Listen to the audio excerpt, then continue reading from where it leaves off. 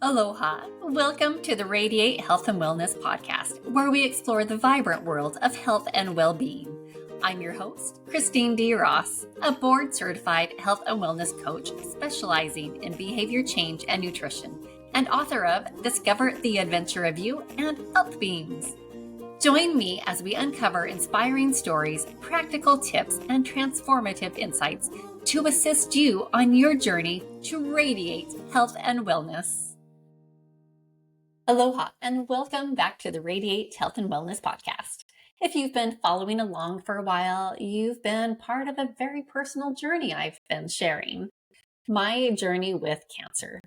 So for the course of the last few episodes, I've opened up about my diagnosis, the initial shock, and the life-altering decisions I've made in the early stages. We've talked about how I changed my diet, reduced environmental stressors, and detoxed my home from harmful chemicals and toxins. I even shared my experience with medical cannabis on the last episode. But today I am sharing one of the final chapters of my cancer journey. While the early days were all about learning, adopting, and surviving, this episode is about what the last 5 years have taught me as I've continued to walk this path.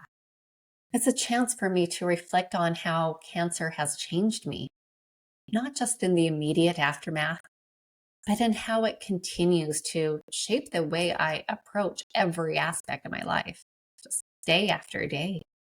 Cancer isn't just something you face and then leave behind. It's something that stays with you and in many ways teaches you how to live more fully. So today, I want to take you deeper into the ongoing lessons and realizations that have unfolded over time. The past 5 years have brought new challenges, new insights, and ultimately a new approach to health and wellness that has transformed everything for me. But before we dive into how cancer shaped the approach I live by today, I want to take a moment to acknowledge how the journey has evolved. See, again, it's one thing to face cancer, face that diagnosis, and another to continue living with the ripple effects long after initial shock.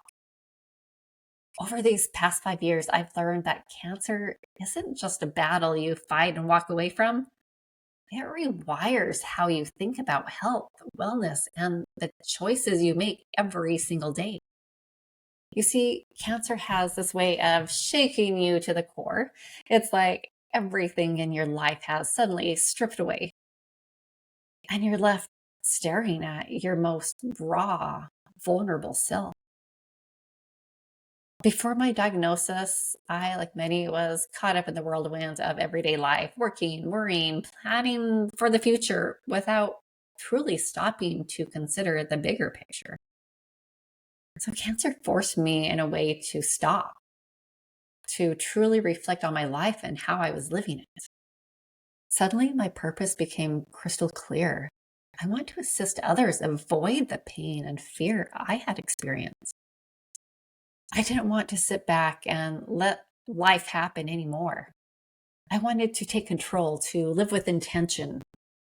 So that's when I realized I was meant not to be just a life coach, but to guide others, to empower them to make healthier life choices. So maybe they'd never have to face what I did. It became my mission to not only heal myself, but to assist others prevent disease by living a lifestyle that supported full body health, the mind, the body, and the soul. This is when I decided to go back to school and become a health and wellness coach, specializing in behavior change and nutrition. The work I do today is just deeply tied to my journey because, well, I believe everyone deserves the chance to live a long, vibrant life. We have the power to make choices that can protect our health.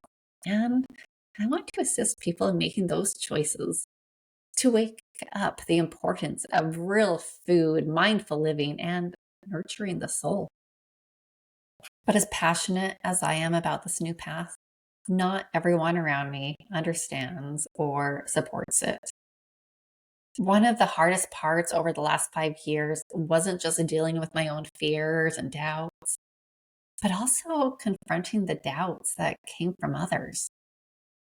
I remember telling people about the changes I was making to my diet and lifestyle, only to be met with just blank stares or polite smiles masking the skepticism.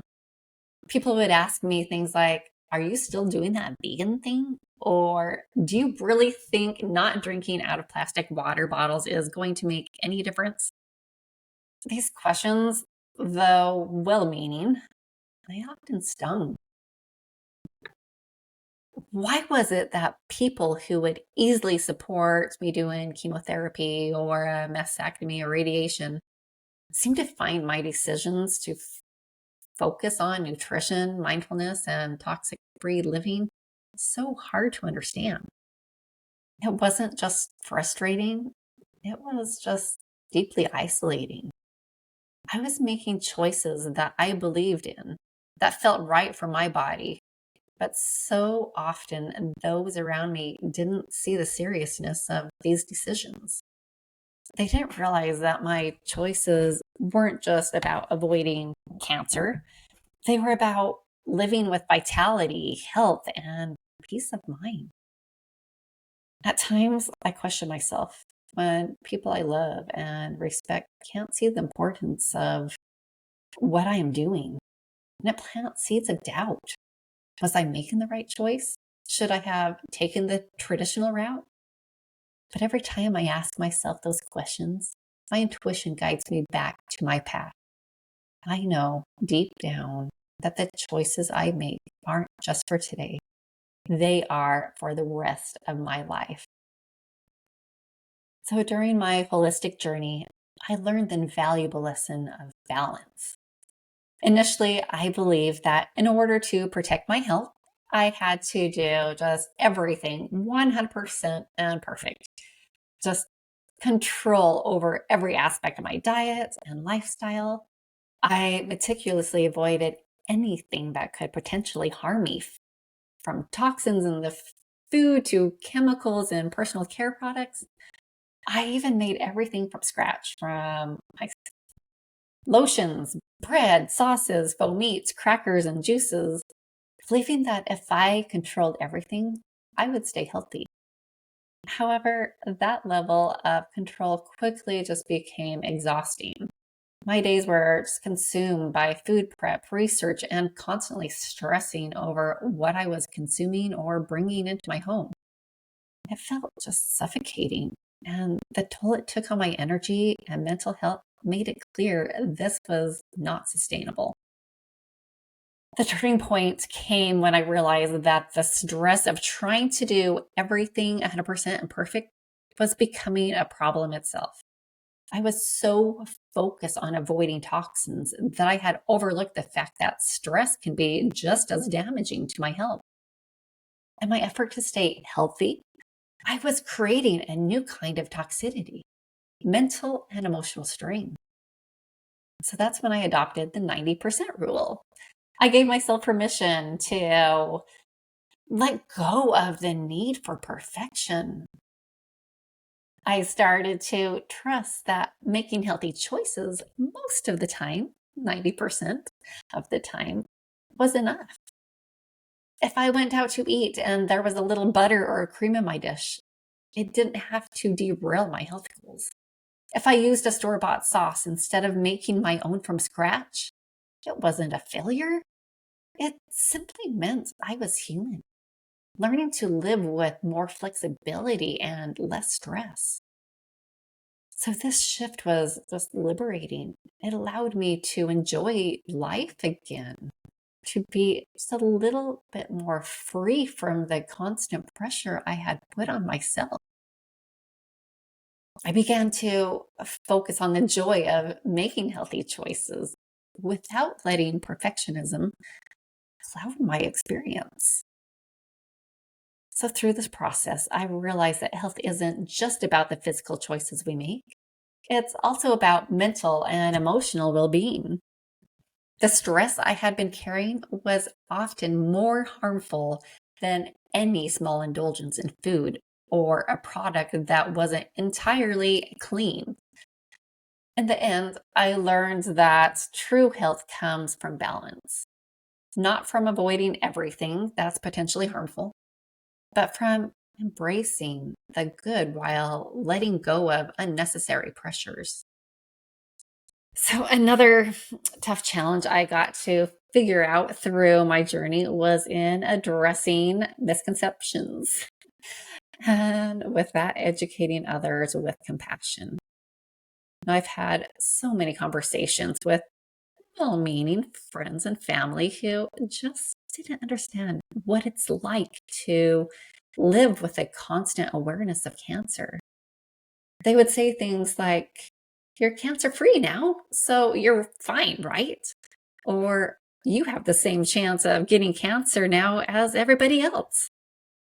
So while I appreciate the optimism, the reality was more complex. Yes, I am deeply grateful to be cancer free, but that doesn't mean I don't carry a higher risk of reoccurrence. It's something I live with every day. Now, I don't share this to instill fear, but rather to offer awareness so that those around me and those that have friends that are going through a similar journey can understand that life after cancer requires a new kind of vigilance. And it's not that I live in fear, because I don't, but I do live with a heightened sense of responsibility for my health. My choices matter. And although I can't control everything, I can certainly control how I care for myself. It's a balance, one of living fully while staying mindful. And that balance became even more apparent to me just last week during my 5-year checkup. I had assumed, or perhaps hoped, I would be in the clear, that my oncologist would release me from being a cancer patient. But when I asked if I was officially free from being considered a cancer patient, his response was sobering. Like, no, you're still high risk for recurrence. Those words hit me hard. I had done everything right, adopted a healthy lifestyle, stayed mindful, and remained cancer free for 5 years. And yet, my journey isn't over. My last imaging results had raised some concerns. And let's just say more diagnostic tests have been planned for 6 months from now. It was a stark reminder that cancer will always be a part of my story. I will likely carry this vigilance for the rest of my life. But rather than letting it weigh me down, I see it as an invitation to continue prioritizing my health through mindful choices, movements, reducing stress and toxins, and practicing gratitude. It's about finding that sweet spot between awareness and joy, living with purpose without letting fear take the wheel. That realization, the ongoing reality of cancer, sparked something deeper within me. It ignited a fire to live with more intention and purpose than ever before. Before my diagnosis, I had dreams and aspirations just like anyone, but I often hesitated to act on them and didn't. There was a part of me that feared judgment or failure. But once you face your mortality, everything seems to shift. At least it did for me. I suddenly saw life as too precious to waste, hiding myself or holding back my voice. And really, in the end, if I say the wrong word or do something that somebody judges as wrong, well, that's a small price to pay for the good my voice can do. So that's when I began writing and published my books, Discover the Adventure of You and Health Beams. Also, I started, well, this podcast and really stepped fully into the idea that My voice, my story matters. And I won't say it was easy. Overcoming years of self-doubt takes time. And I had been teased as a child for my voice and my speech, which left me afraid to express myself for far too long. But cancer changed that narrative for me. It became my catalyst that pushed me out of my shell, my fear, and into authenticity. Now I stand here, just fully aware that life is a gift and it deserves to be lived boldly. Today, I use my voice not just for myself, but to assist others in finding theirs, whether it's through coaching or sharing my story. My mission is to support you on your own journey, assist you see that your voice matters and your story is worth telling. So, another profound change cancer brought into my life was just a deeper sense of empathy. Before my diagnosis, I had a bit of a protective bubble around me, thinking I was too healthy for something like cancer. But when that bubble burst, I was just thrust into a world of uncertainty, fear, and vulnerability. It taught me to have greater compassion for others walking their own difficult paths. I now understand the emotional roller coaster, the sleepless nights, the moments of doubt, the constant what ifs. And that understanding has made me more supportive, not just for myself, but of others who are facing their own health battles.